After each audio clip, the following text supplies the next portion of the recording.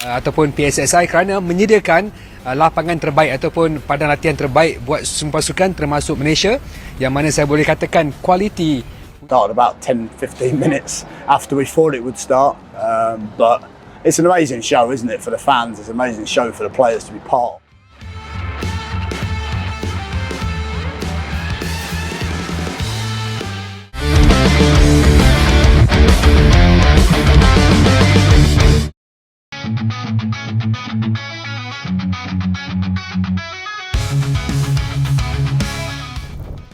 Piala AFF U23 2025 akan mulai digelar di Indonesia, tepatnya di Jakarta dan Bekasi mulai Selasa 15 Juli 2025.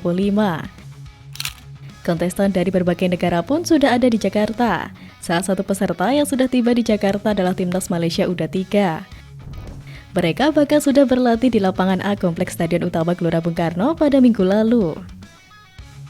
Media dari berbagai negara di Asia Tenggara pun sudah hadir di Jakarta untuk melakukan peliputan Piala AFF U23 2025. Termasuk yang dilakukan jurnalis asal media Malaysia Astro bernama Zuhelmi Zainal Azam. Dan juga penganjur host untuk kejohanan ini Indonesia ataupun PSSI kerana menyediakan lapangan terbaik ataupun padang latihan terbaik buat pasukan termasuk Malaysia, yang mana saya boleh katakan kualiti untuk padang latihan pada hari ini nampak dari mata kasar saya agak-agak baik. Tak ada unsur sabotaj yang mungkin kita biasa dengar dalam mana-mana penampilan. Zuhelmi Zainal dan beberapa wartawan asal Malaysia dari pesawat yang sama dengan para pemain Azwan Afusi Zain yang akan berlaga di Piala AFF U23 2025. Zul pun bisa menyaksikan semangat para pemain muda itu. Menurutnya, para pemain Timnas Malaysia U23 memiliki semangat yang tinggi, apalagi mayoritas dari mereka belum pernah berlaga di ajang Piala AFF U23 2025.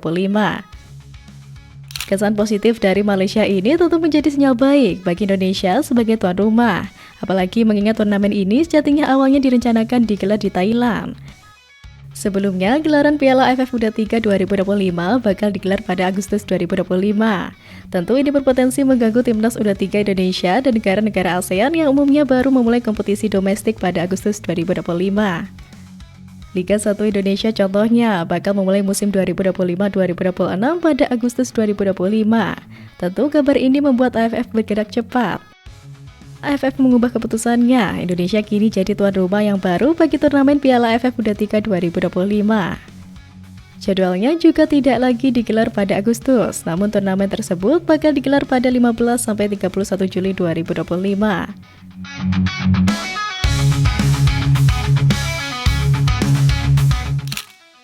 Bukan cuma negara tetangga seperti Malaysia yang terpukau dengan kemegahan dan keindahan GBK. Pelatih Oxford United, Gary Rowett, mengaku terkesan dengan atmosfer Stadion Utama Gelora Bung Karno saat timnya tampil di laga pembuka Piala Presiden 2025 pada 6 Juli lalu. Laga yang mempertemukan Oxford United dengan Liga Indonesia All Stars itu ditonton sekitar 41.026 pasang mata. Jumlah yang disebut-sebut menjadi rekor penonton terbanyak sepanjang sejarah gelaran Piala Presiden.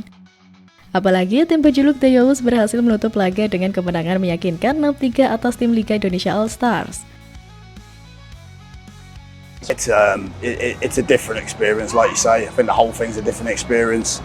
The start of the game, I think, started about 10-15 minutes after we thought it would start. But it's an amazing show, isn't it, for the fans? It's an amazing show for the players to be part of. You're always going to get not perfect scenarios, so we get out what we do, we win the game. Pelatih berusia 51 tahun itu pun tak sungkan mengakui kalau kehadiran penonton sebanyak itu dalam sebuah laga pembuka pramusim jarang terjadi di Inggris.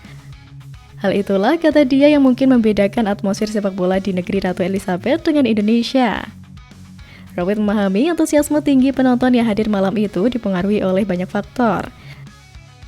Selain karena dukungan terhadap tim, ia menilai besarnya ketertarikan publik juga datang dari sosok-sosok individu seperti Mas Rido Ferdinand dan Oleh Romney. Terlepas dari itu, Rowett mengatakan kalau dia amat menikmati pertandingan itu. Kekaguman dunia bukan tanpa alasan. GBK punya sejarah panjang dan kemegahan fasilitas canggih yang terus diperbarui. Tapi tahukah kamu, stadion ini dulunya punya nama yang berbeda? Dinamai sesuai Presiden pertama Republik Indonesia Soekarno, stadion ini sempat berganti nama menjadi Stadion Utama Senayan pada masa Orde Baru, sebelum dikembalikan ke nama aslinya pada era reformasi. Diresmikan pada 1962 dengan kapasitas 110.000, stadion ini mengalami 2 pengurangan kapasitas, menjadi 88.083 pada 2006 untuk Piala Asia 2007. Dan 77.200 saat renovasi 2016-2017 untuk Asian Games dan Asian Para Games 2018. Saat ini SUGBK adalah stadion sepak bola terbesar ke-28 di dunia dan ke-8 di Asia.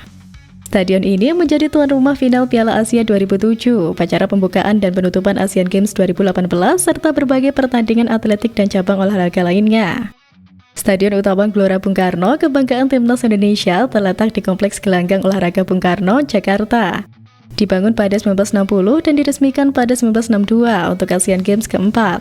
Kompleks ini mencakup berbagai fasilitas olahraga seperti stadion utama, lapangan sepak bola, stadion air, dan lapangan hoki.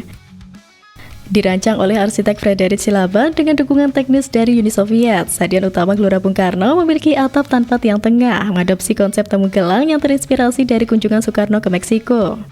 Kompleks ini mencakup stadion utama, stadion renang, stadion tenis, istora, dan lapangan olahraga lainnya yang dibangun oleh lebih dari 12.000 pekerja. Dengan biaya 12,5 juta US dollar atau setara 15,6 miliar kala itu. Renovasi besar-besaran dilakukan pada 2016-2017 menjelang Asian Games ke-18 di 2018. Kapasitas stadion utama saat ini mencapai 78.000 penonton, dilengkapi standar FIFA dan pencahayaan 3.500 lux. Selain menjadi saksi Asian Games 4 dan Ganevo, GBK juga menjadi tuan rumah berbagai acara olahraga internasional, konser musik, dan kegiatan nasional lainnya, menjadikannya simbol prestasi olahraga Indonesia. SUGBK memiliki kapasitas sekitar 78.000 kursi tunggal flip-up, sesuai dengan standar keamanan FIFA yang mewajibkan evakuasi dalam waktu 15 menit saat darurat. Stadion ini juga menyediakan kursi dan akses ramah difabel. Lapangan rumput stadion menggunakan jenis Zoysia Matrela, rumput alami berstandar internasional. Stadion ini dilengkapi lintasan atletik kelas 1 Rekortan M99 bersertifikat IAAF. CCTV 7K dengan fitur pengenalan wajah serta pencahayaan 3.000 lux yang mendukung siaran HD.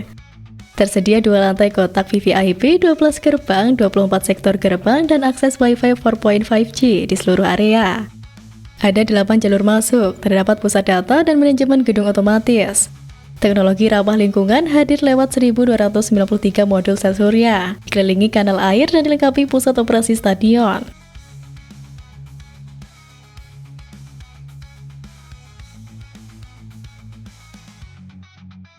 Namun, di balik kemegahan itu, GBK juga pernah jadi sorotan karena insiden yang bikin publik heboh. Pasalnya, terdengar suara desahan yang muncul dari pengeras suara di kawasan olahraga tersebut. Kejadian ini memicu rasa heran sekaligus keluhan dari warga yang tengah beraktivitas di sekitar stadion. Rekaman video yang merekam momen tersebut pun cepat menyebar dan viral di media sosial. Menanggapi situasi ini, pihak pengelola GBK langsung menyampaikan permintaan maaf secara terbuka kepada masyarakat. Hasil evaluasi internal menunjukkan bahwa insiden ini terjadi akibat kelalaian petugas dalam pemutaran audio. Playlist yang digunakan diketahui berasal dari koleksi bebas hak cipta, namun tidak dilakukan pengecekan menyeluruh sebelum diputar ke sistem speaker umum. Sebagai respon cepat, pengelola GBK langsung melakukan sejumlah langkah penertiban dan perbaikan sistem. Pengelola tempat olahraga publik itu juga menekankan pentingnya menjaga reputasi dan suasana GBK. Lebih lanjut, pihak manajemen GBK menyatakan akan terus menjaga standar operasional dan profesionalisme demi memberikan rasa aman dan nyaman kepada pengunjung.